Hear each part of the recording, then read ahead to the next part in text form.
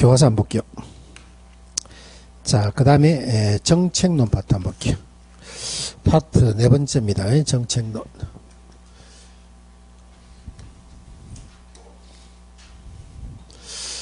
자, 우리가 정책론 파트의 특징은 뭐가 있는가 한번 볼게요.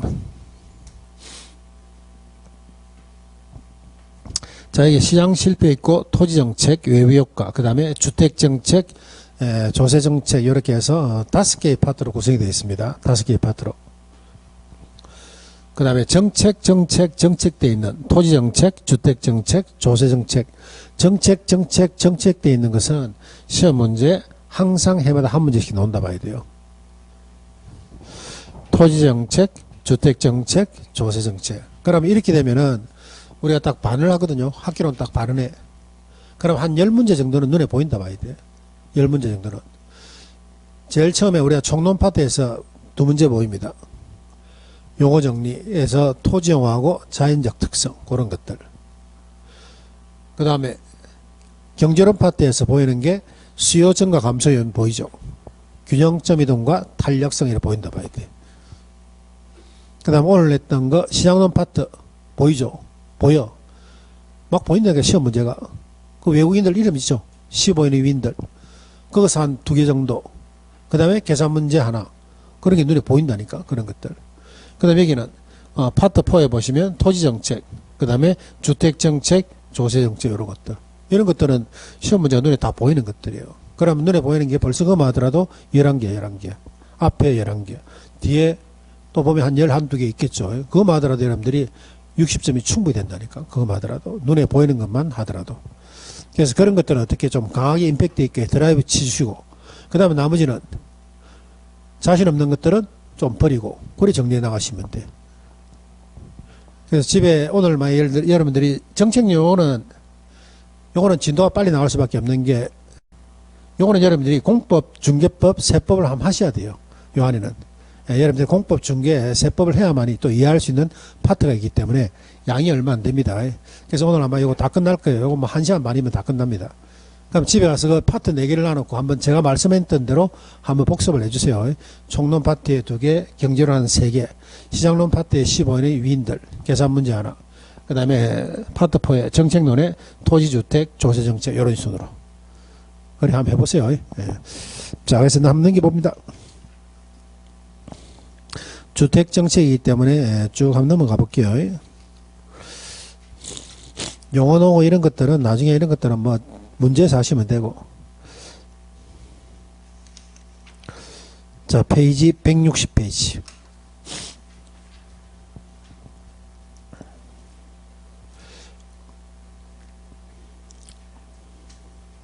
자, 160페이지 나오는 게, 그게 제일 먼저 나오는 게 시장 실패입니다. 요거. 자, 박스에 보니까 시장 실패의 원인 되어 있습니다. 자, 교과서에 있는 거하고 여기하고 똑같아요. 글자가 똑같습니다. 내가 이걸 보고 적었기 때문에 똑같아 봐야 돼요. 자, 칠판 한번 볼게요. 자, 우리가 시장 실패 어디 있습니까? 하게 되면은, 시장 실패는, 얘는 뭐가 잘 안 되면은, 자원 배분이 원활하지 않으면, 자원 배분이 원활하지 않을 때 오는 것을 시장 실패라고 그래요. 자, 이런 상태에서 정부가 개입합니다. 자, 이런 상태에서 정부가 개입해요. 그래서 시장을 더 악화로 만들었어. 그래서 이걸 뭐라 그럽니까 하면 정부 실패라 그럽니다. 이걸 뭐라 한다고? 정부 실패라 그래요. 그래서 우리가 시장 실패란 말과 정부 실패란 말은 틀립니다. 아시겠죠? 이번에 우리가 정부가 실패한 게 하나 있죠. 서울의 그 토지거래 허가제. 이번에 묶인 거 말고 그 앞에 토지거래 허가제 잠시 풀었다가 난리쳤죠. 그래 새로 다 묶었잖아. 이런 것들 가지고 우리는 정부 실패라 그래요.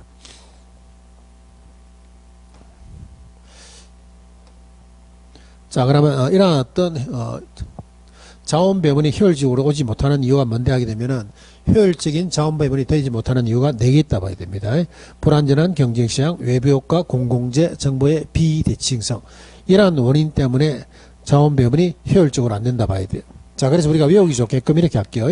여기 보니까 전, 여기에 부, 공, 정. 그래서 시장이 실패하는 원인은 뭐하기 때문에? 전부 뭐하지 못하기 때문에, 공정하지 못하기 때문에. 자원 배분이 효율적으로 오지 못하는 이유는 뭐 때문에? 전부 뭐하지 못하기 때문에, 공정하지 못하기 때문에. 그래서 불안정 경영 시장이라는 것은 대표적인 시장 실패죠. 예, 시장 실패야. 여러분들이 지방 사람들이, 지방에 있는 청소년 대학 졸업해가지고 전부 다 서울로 가려는 것도 그것도 시장 실패라 봐야 돼. 서울에 뭐가 있기 때문에? 대기업이 많기 때문에. 임금이 비싸기 때문에. 그래서 기업이 전부 다 뭐기 때문에? 독점, 과점, 독과점 기업. 몇 개의 기업이 전부 다 뭡니까? 재화를 공급한다 보시면 됩니다. 자, 일어나는 게 규모의 경제죠. 규모의 경제. 중소기업이 하는 것을 대기업이 확 낚아채버리면은 규모의 경제가 생깁니다. 많은 비용과 그 다음 많은 인력으로 대량 생산을 하죠. 대량 생산을 하게 되면 비용은 어떻게 돼? 내려오죠. 누가 죽어납니까? 중소기업이 죽어난다 봐야 되죠. 여러분들이 갖고 다니는 휴대폰도 만약에 거기에 이 삼성 휴대폰이라든가 우리 아이폰이 외국에 수출이 안 되면 엄청 이 가격이 비싸다 봐야 돼요. 그런데 휴대폰을 여러분들이 값싸게 사용할 수 있는 이유는 우리 아싸리 통신비가 비싸, 그죠? 아싸리 통신비가 비싸. 휴대폰 가격은 비싼 거 아니에요. 그래서 휴대폰 다 뭐가 되기 때문에? 규모의 경제가 되기 때문에. 저쪽으로 전 세계적으로 수출하기 때문에 가격이 어떻다? 내려간다 봐야 돼요. 근데 단점은 뭐가 있습니까? 독점이야. 여기에. 그런 게 단점이에요. 누가 죽어납니까? 중소기업이 죽어난다 봐야 돼요. 자, 그 다음 외비효과. 외비효과라는 것은 뭡니까 하면은 나는 가만히 있죠. 나는 가만히 있는데 내 옆에 어떤 재화가 들어옴으로써 내 가격이 상승합니다. 근데 나는 그 사람한테 보상을 안 해줘. 내 옆에 어떤 나쁜 게 들어와. 뭐 쓰레기 매립장 들어와. 근데 내 가격이 떨어집니다. 근데 그 사람한테 청구를 할 수가 없어요. 이런 것 같아도 이게 외비효과가 합니다. 근데 정어예비효과, 부의예비효과 전부 다 시장 실패입니다. 왜 정어예비효과? 선생님 정어예비효과는 좋지 않습니까? 얘만 좋은 거야. 니만 좋은 거야. 모든 세상이 다 그러려면 정어예비효과가 다 돼줘야 돼. 그래서 정어예비효과든 부의예비효과든 일정 장소에만 생기기 때문에 이게 자원 배분에 실패했다 보시면 돼요. 정어예비효과의 대표적인 건 뭡니까? 우리가 알고 있는 거. 이런 방송에서 많이 나오는 거. 벌꿀하고 과수원. 그런 거죠. 벌꿀하고 과수원. 벌은 과수원에다가 뭘 날라줍니까? 수분과 꽃가루 날라주죠. 그러면 그 과수원에서는 또 벌이 와갖고 과수원에 있는 것을 또 이렇게 섭취함으로 해서 꿀에 어떤 양이 많아진다 봐야 돼요. 그러면 그 과수원 주인이 벌꿀한테 뭐 상을 주기라도 합니까? 안 하죠. 그리고 벌꿀 양봉하는 사람이 과수원 주인한테 또 상을 주지도 않아요. 이런 걸 갖다 우린 처음부터 뭐라 그럽니까? 외비효과라 그럽니다. 외비효과. 부의 예비효과라는 것은 대표적인 것은 우리 아파트, 우리 살고 있는 땅 옆에다가 쓰레기 매립장 들어오는 거죠. 이런 것들. 자, 그 다음 공공재. 우리나라는 공공재 엄청 잘 되어 있습니다. 내놓을 정도로 우리나라는 이게 잘 되어 있어요. 이런 거. 뭐, 길거리 가다가 다치도 우리나라는 구청에서나 이렇게 동사무소에서 뭐 비용을 준다는데 그런 얘기 들어본 적이 있으세요? 그 뭐 자연적으로 보험이 들어있다 하더라고. 모르세요? 여러분 혹시 길거리다가 넘어지다 다치잖아요. 그러면 동사무소나 뭐 청구하면 다 준다 그러더라고. 그 우리나라는 이게 엄청 잘 돼 있어. 공공재. 근데 공공재가 왜 시장 실패입니까? 하면 이건 생산이 어떻게 돼? 과소 생산입니다. 개인한테 맡기면 생산을 못 해. 공공재는 전부 다 누가 해야 됩니까? 정부가 해야 돼. 자, 비경합성. 가위바위보에서 들어가는 것도 아니고. 내가 저때에서 이걸 사용을 갖다 못하게 하지도 못해. 비배제성. 내가 어떤 대가를 지불하지 않는다 하더라도 내를 거부를 못 합니다. 공공재 대표적인 것이 뭐 도로. 이런 거죠. 예를 들어서, 울산에서부터 저 강원도로 가는 어떤 도로가 났다. 포항 가는 새로운 도로가 났다. 이런 것들이 다 공공재라 보셔야 돼요. 가로수길. 이런 것들. 자, 그 다음에 뭔가를 공공재를 통해서 수익자가 뭔가 부담을 해야 된다는 원칙 이런 것도 없습니다. 이런 것들. 그렇기 때문에 이러한 공공재를 생산하기에는 비용이 많이 들기 때문에 개인한테 맡기게 되면 이거는 과소생산. 특히 무임승차 이런 거죠. 도로가 딱 뚫히면 우리는 탈 수 있고, 그 다음에 공원이 들었으면 벤치에 앉을 수 있어. 이런 것들이 전부 다 뭡니까? 공공재라 봐야 됩니다. 특히 우리나라 같은 거 백화점 같은 데 화장실 같으면은 화장실 같은 데는 안에서 사실 그저 밥도 먹어도 되겠더라. 뭐 너무 깨끗해가지고. 그죠? 유럽 같은 데는 어떻게 가야 됩니까? 카드 꺼내가 끌어야 돼, 이거. 화장실 사용할래도. 자, 그 다음에 정보의 비대칭성. 대표적인 불안정 경쟁시장의 특징이죠.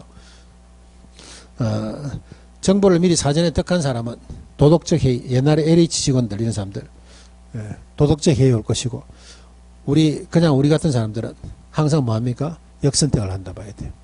그래서 주식이 아무리 올랐다 하더라도 개미가 참 돈을 벌기는 참 어렵습니다. 아무리 어려워. 됐나요? 이런 것들이 전부 다 시장 실패라 보시면 되고, 우리가 기억할 것은 네 가지: 전, 부, 공, 정.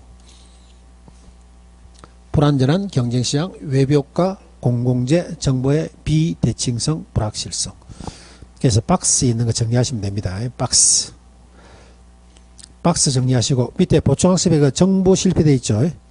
정보 실패 참고로 보시고, 그 다음에 오른쪽에 보시면은 박스 안에 또 핵심에서 공공재 돼 있습니다. 박스 안에 핵심 공공재. 박스 안에 핵심 공공재. 그래서 박스 3개만 보시면 되겠네. 왼쪽에 2개, 오른쪽에 하나. 왼쪽에 2개, 오른쪽에 하나 보시면 됩니다. 나머지 밖에 있는 내용 다 똑같은 거예요. 읽어봐야 다 똑같은 겁니다. 자, 넘깁니다. 자, 토지정책입니다. 토지정책.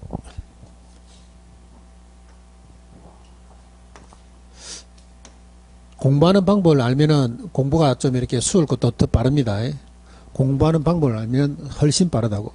자, 조금 전에 게 우리 시장 실패했죠. 그 다음 나오는 게 뭐예요? 토지정책이야. 시험을 한번 열하다 그랬죠. 시험을 해마다 논다고. 자, 교재 한번 볼게요. 자, 교재 162페이지 보시면은 거기에 26회부터 해서 36회 돼 있나요? 그럼 26회에서 36회 사이에 나왔다는 이 문제가 뭔데 하면 밑에 그거 토지정책 수단입니다. 토지정책 수단. 토지정책 수단, 그거 박스. 이것도 박스 보이세요? 밑에 토지정책 수단, 이용규제, 직접, 간접 박스 보이세요? 요거 하나. 그 다음에 안에 직접적 개입 방법에 1번에 토지은행제도하고 공영개발 체크합니다. 토지은행제도하고 공영개발 2개. 동그라미 1번, 2번. 토지은행제도하고 공영개발 요거 아시면 되고. 자, 그 다음 밑에 보면 핵심 돼 있죠. 우리나라에서 실시되고 있지 않는 정책 5개. 5개 외우지 마세요. 이거는 제가 외워갖고 계속 반복할 테니까 여러분 그냥 수업에 참석만 하시면 돼. 5개 외우지 마세요.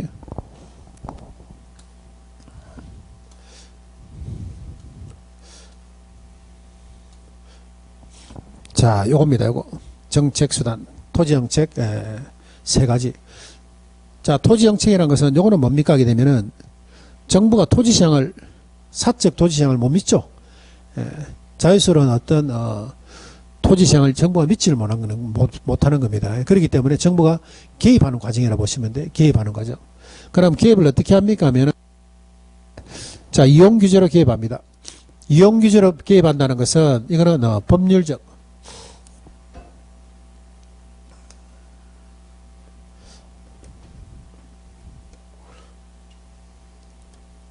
자, 이용규제로 개입한다는 것은 이거는 법률적 강제수단입니다. 법률적 강제수단.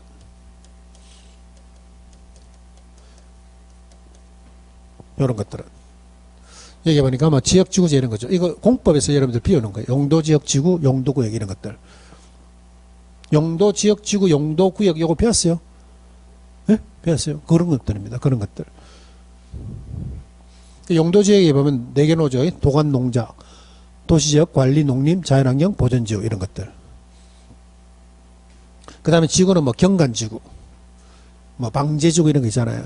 지역을 도와주는 것들. 그 다음에 구역에서는 보면은 뭐 개발 제한구역 이런 거 있죠. 그 다음에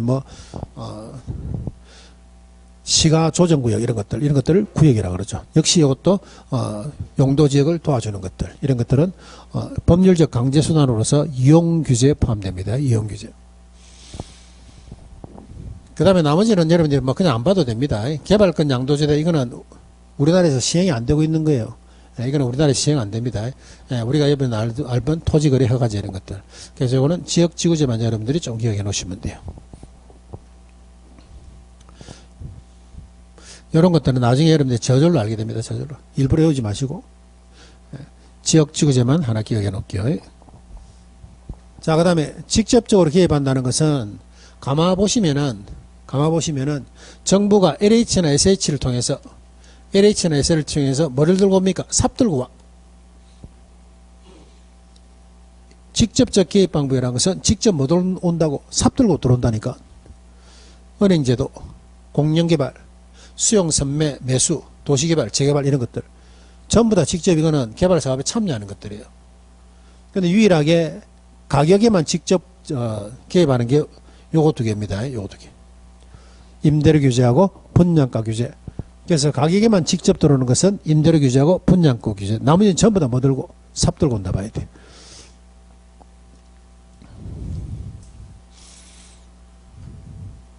자, 그 다음에 간접적 개입 방법이죠. 간접적 개입 방법은 요거는 책상에 앉아서 뭐로? 펜대로. 책상에 앉아갖고 책상에서 다 개입하는 거예요. 이런 것들 세금 부과하고 조세 매기고 보조금 지급, 부담금, LTV, DTI, DSR 이런 것들, 행정지원 이런 것들. 눈으로 보더라도 이거는 전부 다 여러분들이 간접인 거 아시겠죠? 앉아갖고 그냥 책상에서 이렇게 다 개입하는 거예요. 자, 그러면은 지역지구제라는 게 뭡니까 하면 지역지구제라는 게 법률적 강제수단입니다. 이걸 뭐라 그러고? 이용규제. 그리고 직접 간접은 그냥 들어도 알아요. 들어도 알아. 자, 예를 들어서 공공임대주택 건립한다는 것은 직접입니까? 간접이에요? 직접이에요. 직접. 재개발 재건축한다는 것도 직접이에요. 직접. 그 다음에 여러분 중개법 시간에 배웠는지 모르겠지만 선매 이런 것들 선매 이런 것들도 직접이에요. 직접. 공영개발 직접. 비축제도 직접. 그래서 삽 들고 들어오는 것은 전부 다 뭐예요? 직접이라 봐야 돼요. 그 다음에 LTV DTI 이번에 DSR 강화시켰습니다. DSR 강화시켰어. 자, 이번에 서울의 집값 계속 올라가니까 이제 양도세 중과세 매기인데 이런 게 다 뭡니까? 간접이라 봐야 돼. 간접이라 봐야 돼. 이해되세요? 여러분한테 부담금 매깁니다. 개발 부담금 보조금 줍니다 하는 것도 전부 다 뭡니까? 간접이라 봐야 돼요. 그래서 외우는 거 아닙니다. 그냥 이해만 하시면 돼. 이해만 하시고. 자, 그 다음에 자, 여기서 은행제도 공영개발 요 두 개만 볼게요. 요 두 개만. 토지은행제도고 공영개발. 선매 이런 것은 중개법 시간에 비웁니다. 뭐 도시개발 공법 다 이거 나머지 공법이에요. 공법. 그래서 공법 다 한 바퀴 돌면은 이런 것들은 자연스럽게 알게 됩니다. 자, 163페이지 한번 볼게요. 자, 그 양가로 이번에 보니까 토지은행제도가 있습니다. 토지은행제도 비축제도입니다. 토지은행제도 비축제도. 자, 그 다음 한 장 넘겨볼까요? 자, 164페이지 보시면 공영개발. 164페이지에 공영개발. 자, 나머지는 전부 다 2번부터 자, 뒤에 있는 것들은 여러분들이 공법, 중개사법, 세법 시간에 다 배워오세요. 공법, 중개법, 세법 시간에 다 배우는 것들이에요. 그래서 내하고는 공영개발하고 토지 비축제도 두 개만.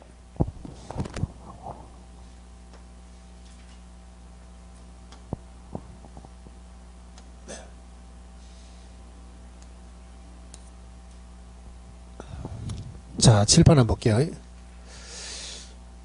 자, 우리가 비축제도라는 것은 뭔데 하게 되면은 이런 것들은 여러분들이 비워놓으면은 TV에서도 많이 나와요. 청문회 같은 데도 많이 나와. 이런 거 비축제도 이런 것들은. 그러면 토지 비축제도라는 것은 뭡니까 하면 항상 우리가 부동산 학개론을 용어를 설명할 때는 용어를 여러분들이 이해를 하기 위해서는 단어에서 설명을 다 끝내셔야 돼. 요 단어 놔놓고 요 이렇게 할 필요 없이 단어 안에 보면은 답이 다 있다 봐야 돼요. 토지 비축제도라는 것은 그냥 토지를 그냥 비축하는 제도야. 끝. 다른 거 없어. 그냥 토지를 사다 모으는 거예요. 누가? 정부가. 무슨 정도로 씁니까? 몰라. 무슨 정도로 쓸지 몰라. 이걸 갖다 공공임대주택을 하든지 상값에 여러분한테 분양을 하든지 그거는 몰라. 그냥 토지를 싼 가격에 그냥 계속 모으는 제도를 토지 비축제도라 그럽니다. 됐나요? 다른 말로 하면 은행제도라 그래요. 그럼 상식적으로 이걸 어디서 하고 있겠어요? 우리나라에서는 어디서 하고 있겠습니까? 땅 사다 먹는 거 이거 어디서 하고 있겠어요? 당연히 어디서 하겠어? LH에서 하겠지. 토지주택공사에서 하겠지. 그죠? 당연히 어디서? 토지주택공사에서 한다 봐야 돼. 자, 하나 기억합니다. 비축제도는 그냥 토지를 비축하는 제도인데 어디서 한다고? LH에서 한다고. 자, 공영개발. 자, 공영개발 요거는 이렇게 합니다. 정량 매수해서 수용해서 그 다음에 뭐해서 개발해서 뭐 한다고? 분양 임대하는 거라고. 누가? 정부가. 수용해서 뭐 한다고? 개발해서 분양 임대하는 거라고. 대표적인 사업이 어떤 사업이에요? 이거 알 건데 여러분들. 대표적인 사업. 이게 말도 많고 탈도 많은 대장동 사업이죠. 대장동 사업이야. 공영개발인데 민간이 들어왔다 해갖고 문제가 되고 있는 거죠. 그래서 공영개발 기억합니다. 뭐해서? 수용해서 개발해서 뭐 한다고? 분양 임대하는 거라고. 이게 공영개발이라고. 비축제도란 것은 뭔데? 그냥 비축하는 제도라 보시면 돼. 누가? LH가. 어디를 통해서? 은행제도를 통해서. 토지은행제도를 써. 됐나요? 머릿속에 여러분들이 딱 잡아놔야 됩니다. 잡아놓으시다. 공영개발이 뭔데? 공영개발이 뭔데 하면은 여러분이 답을 할 줄 아셔야 된다고. 그게 공부라니까요. 그냥 이미지상으로만 넣어놓는 건 상관없어. 그거는 공부 아니죠. 공영개발이 뭔데? 수용해서, 분양해서, 개발 임대한다고. 비축제도라는 것은 뭔데 하면 토지 비축하는 거라고. 누가? LH가. 어디를 통해서? 은행제도를 통해서. 그렇게 딱 여러분들이 잡아놓으셔야 돼. 자, 요 장단점 한번 볼게요. 자, 장점은 어떤 게 있습니까? 하게 되면은, 장점은, 이건 정부가 하기 때문에 난개발이 아니죠. 계획된 개발입니다. 정부가 하기 때문에 이런 것들은 난개발이 될 수가 없어. 그 다음에 뭐 환수익 이런 거 들어보셨죠? 환수익 챙겨준다는 거. 지방에서 발행되는 뭐 상품권 이런 것들 챙겨갖고 나눠주는 거 이런 것들. 그 다음에 예를 들어서 뭐 공원을 새로 지어준다든지 이런 것들. 그 다음에 우리한테 분양하게 되면 어떻게 값싸게 분양된다 봐야 돼. 이거는 사실 내가 동의를 못 하겠다, 이거. 크게 뭐 값싼 것도 없더만은. 요게 장점입니다. 그래서 우리가, 비축제도하고 공영개발의 장점 뭡니까 하면 계획 환수 값싸게. 이렇게 하시면 돼. 계획 환수 값싸게. 자, 그런데 이러한 것들이 단점은 뭡니까 하면은 이러한 단점은 제일 큰 게 뭐예요? 그냥 신문에서 떠드는 거 같이 이거예요, 이거. 투기가 많이 일어나. 사돈의 8천들이 그 옆에 땅을 산다니까. 이런 것들. 그 다음에 얘 토지 모으려면 돈 들죠. 얘 보상해 주려면 돈 들죠. 그렇기 때문에 재정적 부담이 어떻다? 크다 봐야 됩니다. 이게 단점입니다. 단점. 그러면 비축제도, 은행제도의 단점은 얘 하나의 단점은 뭡니까 하면 이거는 관리상의 문제입니다. 관리상의 문제는 뭔데? 토지를 계속 사모으니까 여기도 토지 사모으고 여기도 토지 사모으고 계속 토지를 사모으니까 여기 누가 들어와? 잡상인들이 들어오는 거지. 그리고 점유취득이란 거 아시죠? 아무나 와서 그냥 막 이렇게 또 대충 농사 또 지어. 이런 것들. 그래서 관리상의 어떤 단점이 있더라. 그 다음에 요거는 수용하죠. 수용하면 빨간 깃발 올라오죠. 나는 죽어도 여기서 떠날 수는 없다. 그렇기 때문에 민원이 발생한다 봐야 돼. 이런 것들이 장점과 단점이라고 보시면 됩니다. 이해는 되시죠? 자, 이해는 되시는데 정리를 안 해놓으면 시험지에 답이 안 보입니다. 이해를 해놓으셔야 돼. 그래서 비축제도라는 것은 뭡니까 하면 비축하는 제도지. 누가? LH가. 어디에서? 은행제도를 통해서. 공영개발이라는 것이 뭔데 하면 수용해서 개발, 분양, 임대하는 거지. 장점은 정부가 하기 때문에 계획된 개발이며 환수익 챙겨주고 값싸게 분양되고 계획환수 값싸게. 단점은 모으고 수용 보상 주려니까 재정적 부담 크고 그 다음에 정부가 하는 일에는 항상 뭐가 따라옵니까? 투기가 따라온다 봐야 돼. 그럼 비축제도의 하나의 단점은 관리상의 단점이 되고 공영개발은 민원의 단점이 된다 보시면 됩니다. 자, 체크 한번 해볼까요? 163페이지. 자, 이번에 보시면은 토지 비축제도 생각보다는 비축제도 시험 문제 비중이 상당히 좋습니다. 자주 나와. 1번 기억에 LH 체크해 놓을게요. LH 한국토지주택공사입니다. 옛날에는 토지공사하고 주택공사가 따로 돼 있었는데 이거 합친 거예요. 토지주택공사 LH 체크하시고.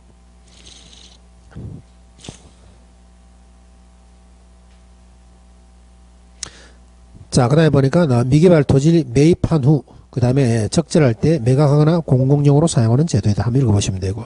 자, 장점 한번 볼게요. 장점.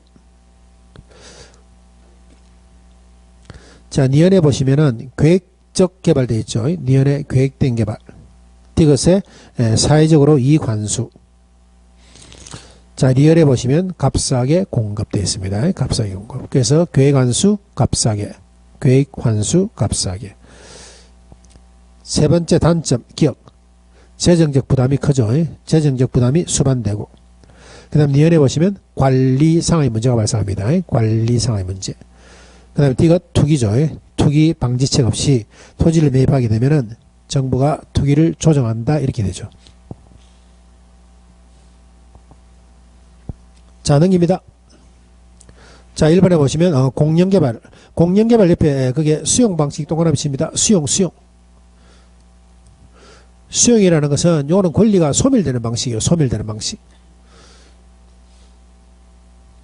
나중에 여러분들이 공법에서 환지 비우시고 그 다음에 수용 비우시면 뭐 저절로 알게 되겠지만은 수용이라는 것은 권리가 소멸되는 방식. 그래서 기억해 보니까 수용에서 개발 후 이를 분양하는 방식입니다. 기억의 개발 후 분양 요거 체크할게요. 공영개발이라는 것은 수용하고 그 다음에 개발 후 분양하는 방식. 장점 이것도 그래 돼 있죠. 개발이익 환수용이. 그 다음에 니은에 보시면은 계획된 개발이죠. 계획적 토지 이용 및 이용의 효율성이 높다.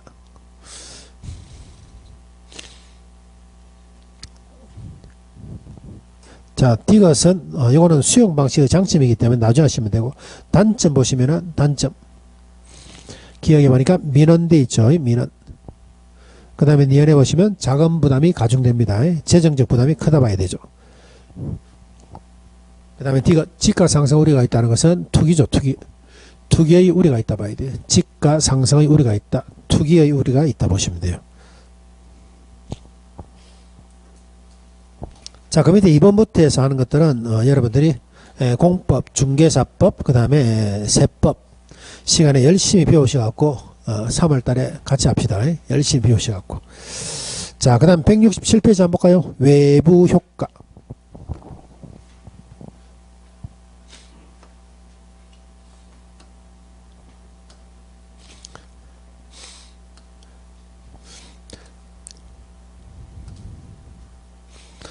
그래서 우리가 부동산 학계론에 나오는 공법이라든가 세법, 중개사법은 그 과목에서는 감히 넣을 수 없는 아주 쉬운 문제예요.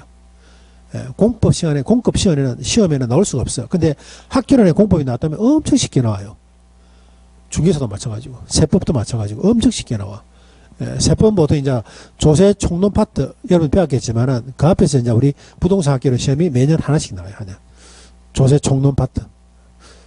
국세, 지방세 이런 거 있죠. 보유세 이런 것들. 그런 것들. 그래서 열심히 배워갖고 돌아오시기 바랍니다. 자, 그 다음에 외부효과 한번 볼게요. 외부효과. 봅니다. 167페이지. 자, 1번에 보니까 거기에 외부 효과 되어 있습니다. 외부 효과. 첫째 줄 맨 끝에 의도하지 않게 체크합니다. 의도하지 않게. 그 다음에 두 번째 시장기구를 통하지 않았으므로 그 두 개 체크합니다. 두 개. 의도하지 않게 하고 시장기구를 통하지 않았으므로.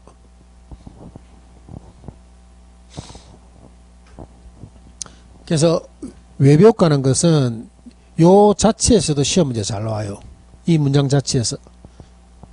제3자에게 의도하지 않게 혜택이나 손해를 가져다 주면서 시장기구를 통하지 않았으므로 돼야 되죠. 통하지 않았으므로 대가를 받지도 지불하지 않는 경우를 우린 외부효과라고 합니다. 외부효과.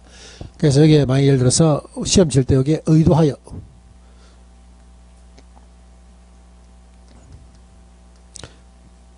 자, 이런 게 나오면 이거는 X. 그 다음에 시장기구를 통하지 않았으므로 되어 있죠. 시장기구를 통하여.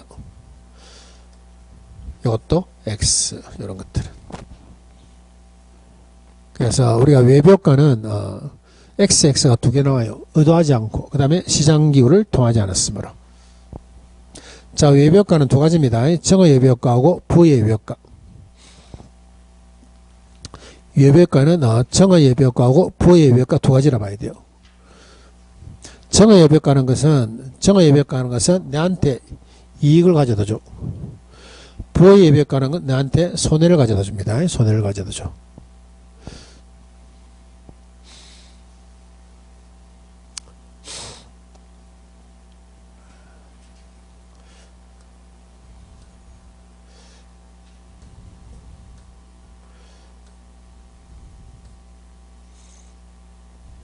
자, 요거 한번 볼게요. 여기서 그림 좀 그립시다. 자, 외벽가라는 것은 뭔가 한번 볼게요. 외벽가에서. 자, 예를 들어서 여기에 예를 들어서 여기에 닭집입니다. 닭집. 이름이 계림촌이에요. 계림촌. 계림촌이야. 자, 요 계림촌을 운영하는 할머니가 아침 새벽만 되면은 여기다가 깨끗하게 청소를 해요. 여기다. 깨끗하게 청소합니다. 그럼 요 A 마을에 사는 주민들은, 이 사람들은 정의 외벽가 가질 수 있죠. 이 사람이 아침마다 청소하기 때문에 정의 외벽가를 가질 수 있다 봐야 돼요. 그래, 새벽만 되면 이 가게를 하시는 할머니는 엄청 착하신 분이야. 근데 저녁만 되면은 닭을 너무 많이 파니까 몸이 피곤해. 그래서 막 거기에 찌꺼기, 닭 찌꺼기 이런 것 손님들이 먹다 남은 것을 그냥 하천에 내버립니다. 내버리니까 B 마을에 사는 사람은 이 사람들은 아침에 일어나면 엄청나게 악취가 많이 들어와요. 됐나요? 자, 그러면 A 마을에 사는 사람은 이 사람 플러스 정의 외벽가죠. B 마을에 사는 사람은 마이너스 V의 외벽가 맞습니까? 맞아요? 정의 외벽가를 하기 위해서는 이때 비용, 사회적 비용이 컸습니까? 안 그러면 사적 비용이 컸어요? 청소를 깨끗이 하기 위해서는 누구 돈 썼습니까? 할머니 돈 썼죠. 빗자루, 쓰레받기, 재활용 봉투, 할머니 돈 줬어. 그러면 정의 외벽가 발생하기에는 사회적 비용보다는 어떻다? 사적 비용이 크다 봐야 돼요. 자, 그 다음에 자, 여기에 하천 겨울에 이때 쌓여있는 쓰레기 누가 치웁니까? 악취 나는 거 이거 누가 치워요? 누가 치웁니까? 시군구에서 치우겠죠. 구청 같은 데서 치우겠지. 그러면 부의 외벽가 발생하면 이때는 비용이 누가 크다고? 이때는 사회적 비용과 그 다음에 사적 비용을 봤을 때는 이때는 사회적 비용이 크다 봐야 돼요. 이해되세요? 자, 부의 외벽가 한 개 더 할게요. 자, 부의 외벽가는 대표적인 게 뭐야? 우리 해운대 바닷가에 아침에 가보면은 그 젊은 친구들이 그 먹는 아이스 아메리카노 그 빈통 껍데기 그 왜 그 하단 옆에 내놔놓고 하는지 모르겠어 이거. 예. 먹다가 이래 하단 저거다 저거 하단 옆에 이거 왜 이렇게 놔놓고 하는데 한번 물어봅시다. 묻고 하단 옆에 항상 놔놓고 한다니까. 맛있으면은 들고 가야 되잖아. 그죠? 근데 꼭 옆에 놔놓고 간다니까. 이거 누구 치웁니까? 누가 치워야 돼요? 구청에 나와 치워야 돼. 아침에 한 5시 6시 되면 나와갖고 막 싹 다 치웁니다. 이러한 부의 외벽가 발생하면 비용, 어느 비용이 사회적 비용이 커진다 봐야 돼. 또 여러분들 길거리 가면 매연 뽑아 되죠. 자동차 행기. 자, 자동차 행기를 조금이라도 감소시키기 위해서는 또 이제 구청차가 막 다녀. 사회적 비용이 크다 봐야 돼. 그래서 여러분들이 자동차 세금 내는 게 있죠. 자동차 세금 내는 게 그게 뭡니까? 사회적 비용이라 봐야 돼. 자동차 세금 내는 것이 부의 외벽가를 제거 감소하기 위한 무슨 비용? 사회적 비용이라 봐야 돼요. 그러면 부의 외벽가는 쓰레기야. 그냥 길가에 쓰레기. 부의 외벽가는 길가에 있으면 쓰레기야. 누가 치워야 됩니까? 사회가 치워야 돼.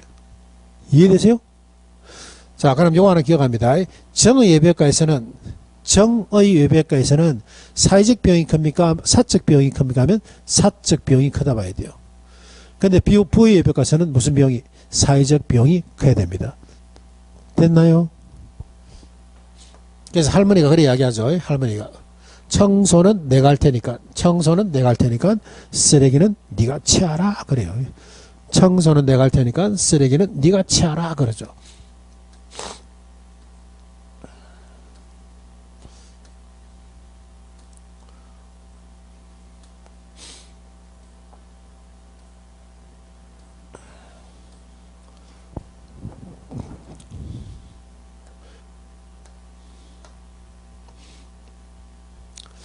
자, 그래서 우리가 외부효과에서는 세 개만 챙깁니다. 세 개만. 첫 번째, 비용 측면. 요거 반대입니다. 비용 측면. 자, 이해가 되는지 한번 볼까요? 정의 예비효과 발생하기 위해서는, 거리를 깨끗하기 위해서는 누구 비용이, 사적 비용이 사회적 비용보다 클 것이고, 부의 예비효과에서는 쓰레기 치우기 위해서는 사적 비용보다는 사회적 비용이 크다 봐야 돼요. 됐나요? 편익은 보지 마세요. 편익은 반대입니다. 반대. 편익은 반대야. 내가 돈 많이 들면 당연히 사회가 편하고, 사회가 돈이 많이 들면 당연히 누가 편해? 내가 편하다 봐야 돼. 편익은 반대입니다. 일부러 외우지 마시고. 자, 생산 측면 하나 봅니다. 생산 측면.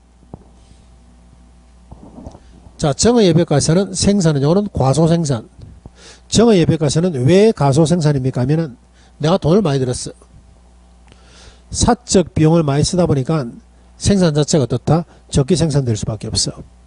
근데 얘는 왜 과대 생산입니까 하면 이때는 내 돈 안 썼어. 내가 버린 쓰레기 내가 안 치우죠. 사회가 치워. 그러니까 나는 돈이 남는다 봐야 돼. 그러면 생산은 무슨 생산? 과도 생산. 자, 여기서 여러분들 특이한 거는 우리 부동산 학교에서 과대 생산이 나오는 것은 딱 요거 하나밖에 없어요. 우리 부동산 학교론에서 과대 생산 나오는 것은 딱 어디 있으면 부의 예비효과 하나밖에 없어. 나머지 전부 다 과소생산이에요. 과소생산. 공공재 과소생산. 정의 예비효과도 과소생산. 부의 예비효과만 과대 생산이다 봐야 돼. 우리가 지대론에서 유일한 거 하나 있었죠. 한계지에서 지대가 발생하는 사람 누굽니까? 유일하게 한계지에서 지대가 발생하는 사람. 왜? 우리 지대 이론에 보시면 유일하게 한계지에서 지대 발생하는 사람 딱 한 사람 있는데 공부 안 하네. 그죠? 마르크스. 예, 마르크스. 자, 그 다음 우리 부동산 학교론에서 유일하게 과대 생산이 나오는 건 어느 쪽이에요? 과대 생산 나오는 것은 부의 예비효과. 이런 것들은 유일합니다. 꼭 좀 기억해 주시고. 자, 그 다음에 정의 예비효과가 발생하게 되면은, 이때는, 자, 보조금 주죠. 아이고, 고생하셨습니다. 보조금 주고. 길거리 깨끗해지니까 수요는 어떻게 됩니까? 증가. 수요 증가에 따라서 가격 상승에 양도 어떻게 됩니까? 증가. 자, 시군구가 닭 껍데기는 채워주는데 할머니한테 가서 이제 이렇게 할 것 같으면 닭집 때리 채워라 그러죠. 규제를 강화시킵니다. 그러니까 공급은 어떻게 되고 감소. 원래 규제란 말하고 공급 감소는 같은 말이야. 항상 규제가 있으면 뭐가 됩니까? 공급은 감소된다 봐야 돼요. 분양가 상한제. 분양가 상한제하는 것은 분양가를 규제하는 거죠. 그럼 분양가 상한제 일어나면 공급은 감소된다 봐야 돼요. 임대료 규제. 정부가 임대료를 규제하면 또 임대주택도 공급은 어떻게 감소된다 봐야 돼요. 그래서 우리가 규제란 말이 나오면 항상 공급 감소란 말고 같아 보시면 돼요. 공급이 감소하니까 가격은 어떻게 되고 상승하고 양은 어떻게 됩니까? 감소한다 봐야 돼요. 자, 그럼 우리는 여기서 또 외부 효과 안에서만 또 유일한 걸 하나 보셔야 돼. 유일한 거. 외부 효과 안에서만. 1번에서 5번까지 보니까 전부 다 반대야. 비용 측면, 편익 측면, 생산 측면 전부 다 반대예요. 근데 외부 효과에서 딱 같은 게 하나 있습니다. 같은 게 하나 있어요. 뭐요? 숨은 그림 찾기. 정의 예비효과나 부의 예비효과에서 딱 같은 거 하나 있어. 다른 건 다 반대인데. 예? 안 보이나?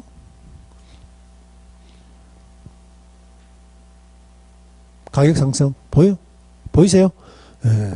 그래서 우리가 외부효과에서는 유일하게 가격이나 임대료란 말이 나오면 이거는 무조건 상승합니다. 가격 상승. 됐죠. 자, 그래서 우리가 외벽가에서는 3개만 기억할게요. 3개만. 어떻게? 비용 측면과, 그 다음에 생산 측면, 그 다음에 가격 측면 3개만 기억합니다. 3개만. 자, 교재 한번 볼까요?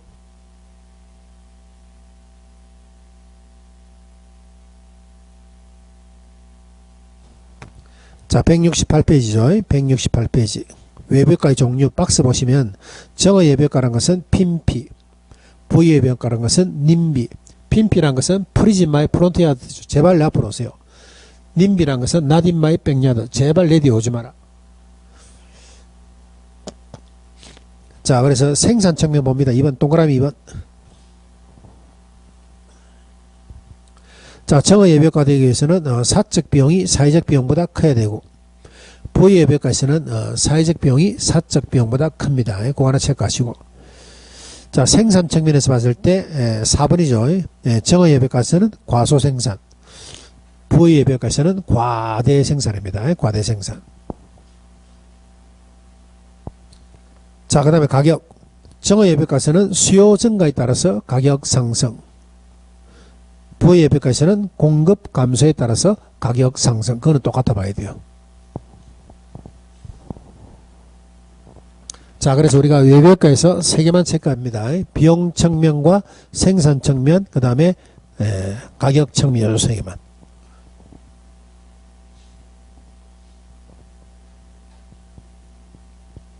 그리고 핀피란 것은 정의 예벽가, 님비란 것은 부의 예벽가 체크하시고, 정의 예벽가는 핀피, 부의 예벽가는 님비.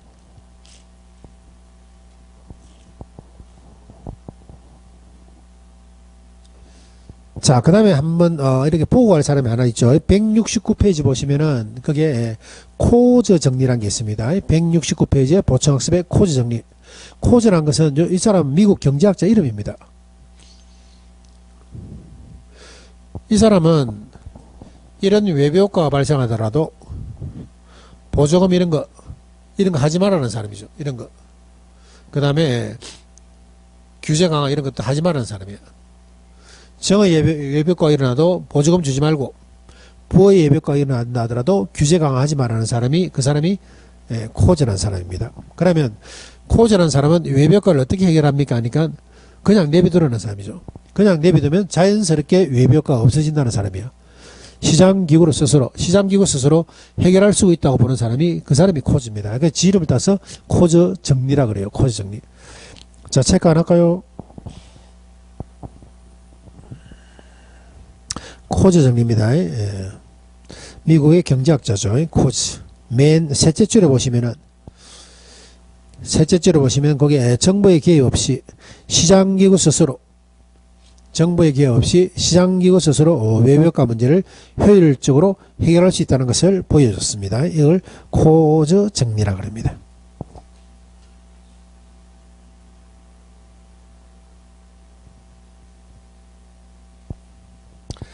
자, 그 밑에 169페이지 한번 볼게요. 지역지구제. 169페이지 지역지구제.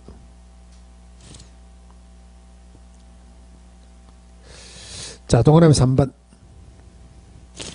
지역지구제의 목적은 전 국토를 일정한 용도지역 지구구역 등으로 구분하여 어울리지 않는 토지의 일부를 토지 이용 기준에 해서 부의 외부 효과를, 부의 예벽가를 제거 감소하는 데 목적이 있습니다. 부의 예벽가를 제거 감소하는 데 목적이 있다 봐야 돼요. 자, 그까지만 체크하시고, 자, 실판 한번 볼게요.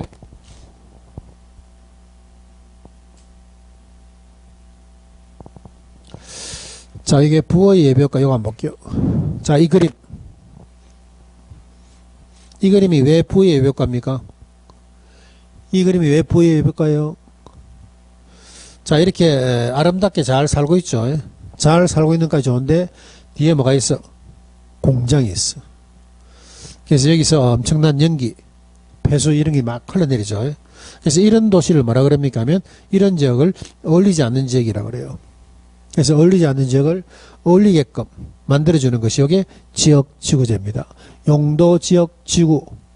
용도 지역 지구 구역을 통해서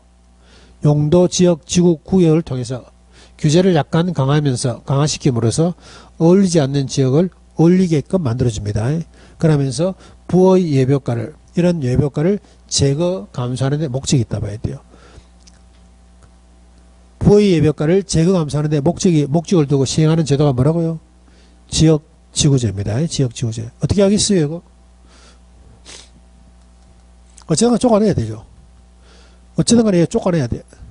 예, 쪼가내고 여기다가 새로운 이쁜 이렇게 아파트 또는 주택들 이렇게 들어오게끔 만들어야 돼. 뭐를 통해서? 얘를 통해서. 주거 전용 지역을 만든다든지. 그죠? 예, 주거지역으로 바꿔가지고 쪼가내고 이렇게 해서 어울리게끔 만들어주는 이걸 말한다고 지역지구제라고 합니다. 됐나요? 그림 이해되세요? 예? 자, 그래서 지역지구제까지 보시고, 자, 그 다음에 170페이지 보시면은 도시군 기본계획, 관리계획, 지구단위계획, 용도지역, 그 다음에 도시지역, 용도지구, 용도구역. 이건 어디서 봤습니까? 공법에서 봤죠. 공법. 아시겠죠? 예, 공법 열심히 하시고 돌아오셔야 됩니다. 공법 열심히 하시고 돌아오시면 되고, 우리 개론의 시험 문제 나왔다면 엄청 쉽게 나와요.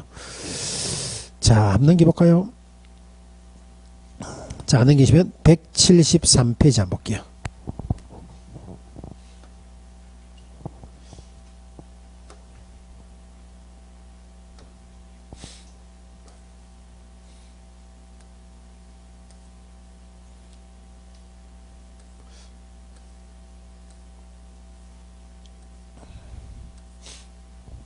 자, 173페이지 보시면은 주택정책입니다. 주택정책.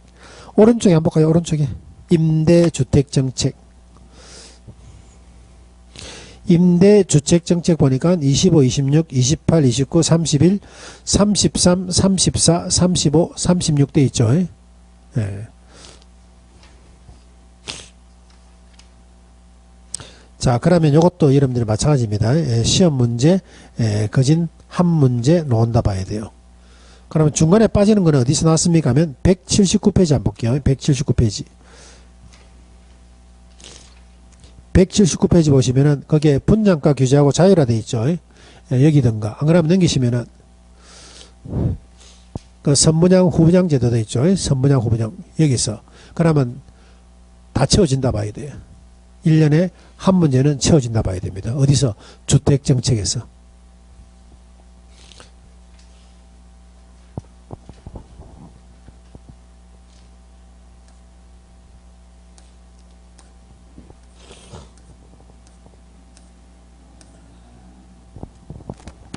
자, 그래서 제일 먼저 임대료 규제 한번 볼게요. 임대료 규제. 173페이지.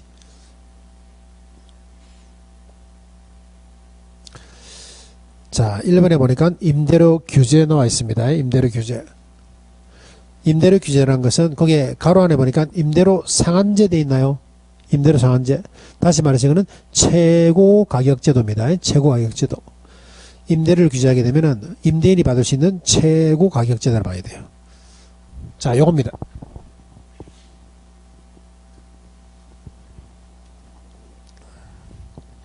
자, 여기 보니까 지금 임대료를 얼마를 7,000원으로 받고 있습니다. 7,000원.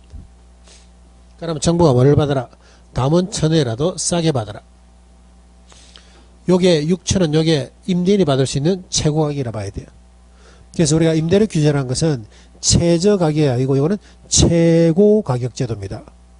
그러면 임대료 규제한다는 것은 낮게 규제하는 겁니까? 높게 규제하는 거예요? 정부가 임대료를 규제한다는 것은 낮게 규제하는 겁니까? 높게 규제하는 거예요? 7,000원 하는 것을 6,000원에 받아라. 낮게 높게? 낮게 규제하는 겁니다. 임대료 규제한다는 것은 이건 낮게 규제한다 봐야 돼요. 자, 낮게 규제하게 되면 어떤 현상이라는 거 볼게요. 어떤 현상? 자, 여기에 수요곡선입니다. 수요곡선. 자, 여기에 수요곡선, 여기에 공급곡선. 여기에 균형점이에요. 균형점. 자, 임대료를 6,000원 딱 하니까 선이 이렇게 딱 꺼지죠. 이렇게. 자, 그러면 수요곡선상에서 점이 일로 왔습니다. 그럼 요거는 수요곡선상에서 점이 일로 왔다는 것은 수요 증가된 거죠. 공급 곡선상에서 점이 일로 갔다는 것은 이거는 공급이 어떻게 감소됐다 봐야 돼요. 이해됐나요? 자, 그러면 수요가 증가되는 상태에서 공급이 감소돼 버렸어. 수요는 증가되는데 공급이 안 됩니다. 이런 현상을 우리는 뭐라 그럽니까 하면 초과수요라 그래요. 뭐란다고요? 초과수요라 그래요. 초과수요. 자, 그래서 임대료 규제가 일어나면 뭐가 발생합니까 하면 초과수요가 발생한다 봐야 돼요. 자, 단기 상황 볼게요. 단기. 단기에는 수요가 증가하죠. 예. 임대료가 가격이 떨어지기 때문에 수요 증가해요. 근데 규제하게 되면 항상 삐끼는 사람이 있어요. 누가 삐깁니까? 규제하게 되면 누가 삐껴요? 공급자가 삐낀다 봐야 돼.